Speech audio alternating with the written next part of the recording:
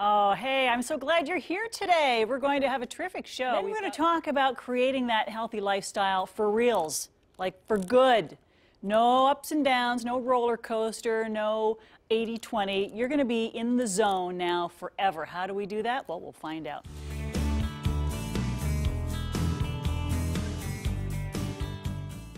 We've all had the best of intentions, and we do it for a while and make changes to our lifestyle, and then we slide right back. So she's an empowerment coach and a fitness expert. Melanie Dardanu is here to help us make the changes that are good for us and that will help us feel better, but make them stick, right? Absolutely. And part of the reason why people tend to fall off of their meal plan or working out is for several reasons, and one of them mainly being that they haven't really dealt with the mindset.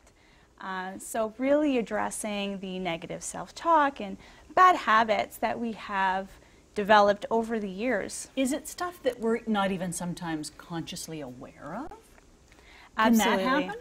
Absolutely. So 9 times out of 10, you're not even conscious that you're doing it, but it's something that you've learned throughout the years. It's a limiting belief, let's say, that you believe about yourself that you've developed throughout the years. Maybe our parents made us think that way, or maybe a bully said something that has kind of stuck, or a teacher. Absolutely.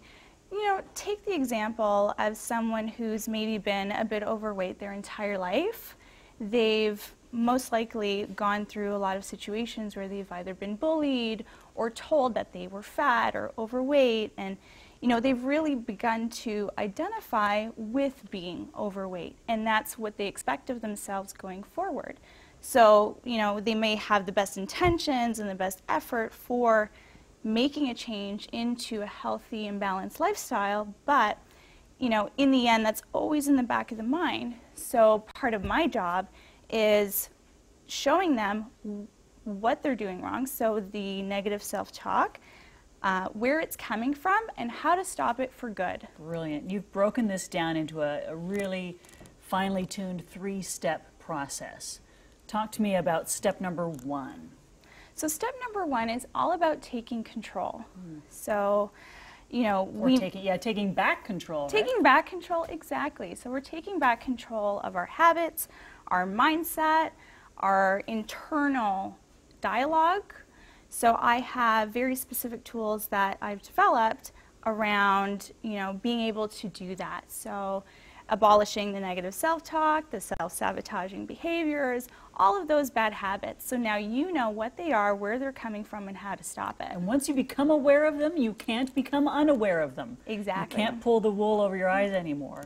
Exactly. And that's the key to making the change. Absolutely. Cool. So once we've done that, then it's all about rebuilding. It's all about rebuilding the self-value, so our confidence, our motivation, and the part of how we do that is really showing you what makes you special. And everyone has their own unique strengths and abilities, so really pulling that out and making you aware of what makes you so special as an individual, what your strengths are, what your abilities are, and helping you value them. Is this the toughest part of the process? It's definitely one of the toughest parts because, you know, it's easy to love someone else or say that you love someone else, but self-love is actually really tough to conquer, and it's taken me many years actually to truly say that I love myself, good, bad, ugly, whatever. You know, I am who I am, and I have my abilities, my strengths, and I've learned to play up to them. And, you know, I may not be great at math, but hey, you know, I work around it. Doesn't make you a bad person. Exactly. It doesn't make me a bad person. So yeah, so by the end of phase 2, you're feeling warm and fuzzy, you love yourself, you're motivated, you're ready to get out there and really make a change permanently. Okay, but that's not the end of the journey. What's next? Not at all. So phase 3, well, hey, how can we make a permanent change without a proper plan? So through my experience in the fitness industry, you know, I've always wondered why people tend to, you know how you have the New Year's resolutioners who come into the gym and the gym's really, really packed for about a month, and then they slowly dwindle off, And I used to wonder, you know, what is it that makes them no longer interested in the gym? Well, perhaps it's the fitness activity that's not conducive to them sustaining long-term change. They just don't like it. They don't like the gym. The gym's not going to be for everybody.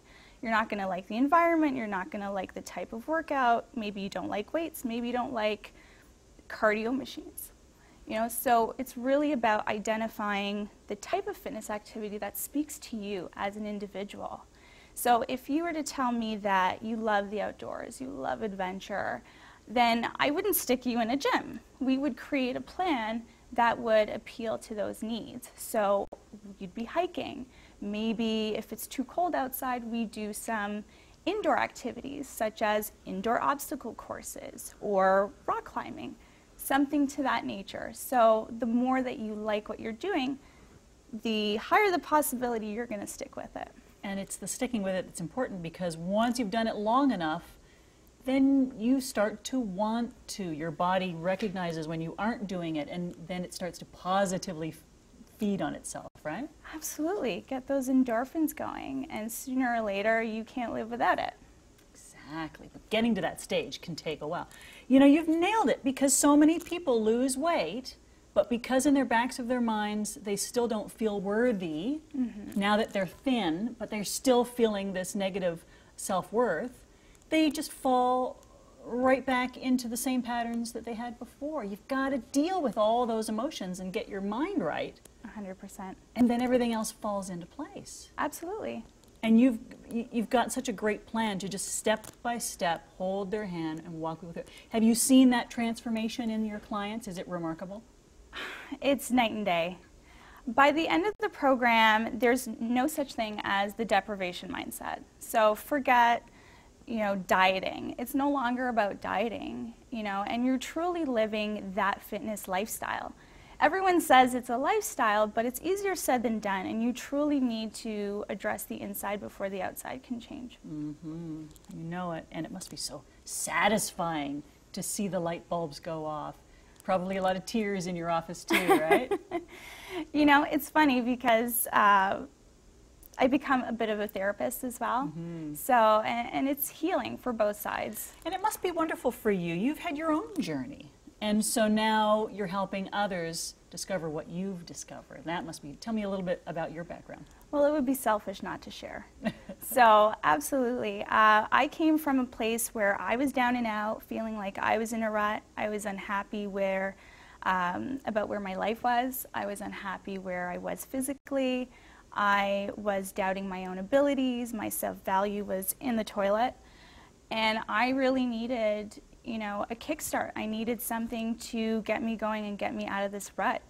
And I started working out, and I did great. I lost all this weight. I went from 0 to 60, so from a pasta princess, what I would have called myself, to a fitness fanatic where I was super, super strict.